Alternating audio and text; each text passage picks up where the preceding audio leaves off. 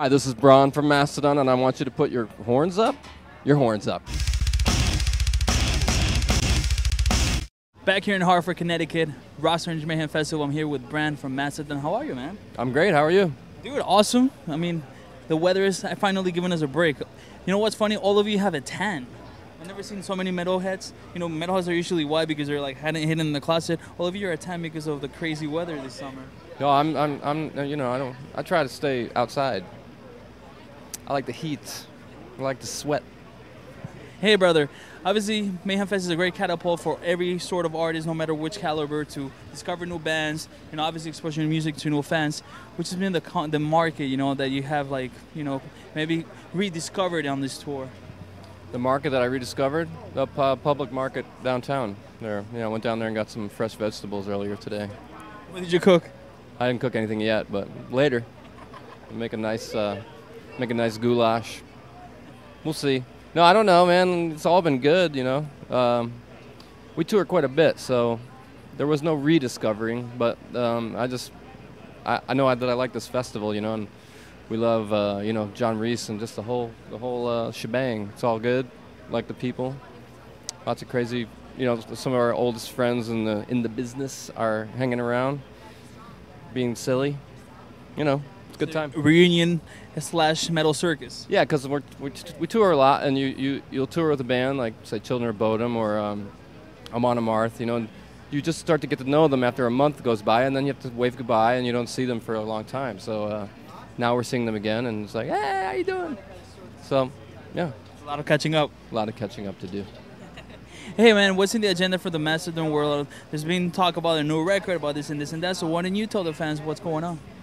Well, yeah, we're kind of busy writing. Before we left for this tour, we were, you know, and the European tour before this, we were busy writing, and now we just kind of took a breather from that, concentrate on the live show, do some touring, and then when we get back, we'll dig back into that record and hopefully be in the studio September, October, somewhere in there.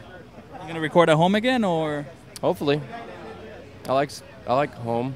Especially when you're always on the road, right? You want to be like for at least a couple weeks or a month at home. Home is where the heart medicine is, right? And is what quote unquote keeps you sane doing this, right? And the only reason why you're able to go on the road and kind of deal with this insanity is because you have some sanity to kind of fall back for. Yeah, my house is it's chill.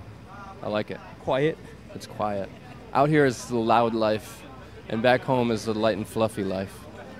Hey, and for this new upcoming record, is it all of you writing again together? As far as, like, you know, I know you got really involved as the time progressed, which is really cool. Thanks. Yeah, I mean, we're always all involved in the writing. You know, it's a band in the true sense of the word. Yeah, and I'll never forget when I saw you on Conan, which I was like, oh, Mastodon on Conan, because I remember when I was doing college radio, like in 2001 or so, and I got March of the Fire Ants, and I was like, that band. Right there's a band to watch, and then when I saw that, you know, like, oh, like when it's in your face, it's kind of like, holy shit, cool, man, you know. And then at one time when I first met you, it was some show, I think it was a Simna show at the Garden, and I was like, oh, you guys are gonna be here one day. And then next thing you know, you were playing with Alice in Chains and Deftones. And I think it's cool when the bands that you know, and you have this as well, bands that you kind of grow up with, that you're like, all right, that's a band to watch, kind of becomes a success. It's great, man. Yeah. It's fun. I'm enjoying it while it lasts. and the thing about the Conan, like, that's why I brought it up, is like you were singing like with the microphone there, and I was like, damn, dude, this guy can really sing. Thanks. I try my hardest. Yeah, it's something that you kind of discovered by mistake, kind of, right?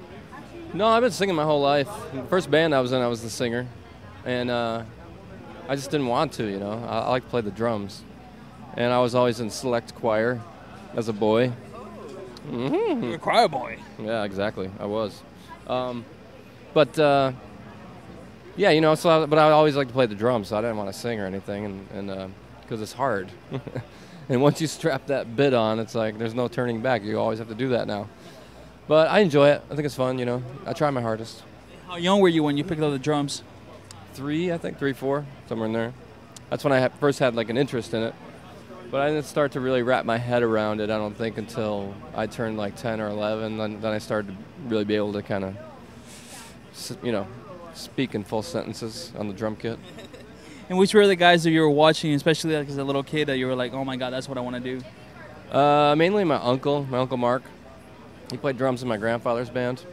And that was really the only person that, him and I had my mom's boyfriend at the time, a guy named Ron. He was he played drums, and there was a he played drums in my mom's band, and they did like Rush covers and stuff. So it was pretty wild. I just was always really drawn to it. There was something that was pulling me behind the drums since day one. I went up into the attic at my grandparents' house, and there was all the instrumentation was up there. So I could have picked anything, but I think it's probably pretty instinctual for any young child to pick the drums because it just, bang on stuff. But I sort of had a natural ability for it, and on top of that, my family was really super supportive. And there's just not a lot of houses that you grow up in where the parents are cool with all that racket. And that's one of the, that's one of the musical instruments that does not have a volume knob. So you got to have really cool parents that are willing to put up with the noise and basically you're gonna if your kid is the drummer, that means band practice is at your house. So you got to feed a bunch of kids, you got to give them Kool-Aid, and you got to listen to their racket while they butcher Metallica songs in the basement for years. So you got to have cool parents. Absolutely, it's all about the cool parents. And with that said, how did you all meet each other? How did you end up jamming together? And of course, Mastodon is now a force in the music world. Yes, a giant force. Yeah. We met at christianmingle.com is where we met. So yeah, no, we met. How did we meet? I forget. No, I've known Bill since I was a kid. Since like '94, '93. We played in a band called Lethargy together. And then I was in a band called Today's the Day after Lethargy disbanded, and we didn't have a bass player, so Bill played bass in Today's the Day. Then when we left Today's the Day, he wanted to live with his girlfriend, and I came with him. And we started a new band called Mastodon with Brent and Troy, who had also been in a band called 4 Hour Fogger that had been playing together for many years before we met. So we were kind of two halves, and we came together in January of 2000, 2 weeks after I'd moved to Atlanta, and the rest is his story. And it's still writing, of course. We're here today at Mayhem Fest, and this whole 2 months, I'm sure for you guys, it's kind of like, this is why we do this. Of course, because of the music, of course, because of the fans, but also because of, the brother and sisterhood that exists within metal and, heavy music. Yeah, heavy music, heavy rock, it's a beautiful thing.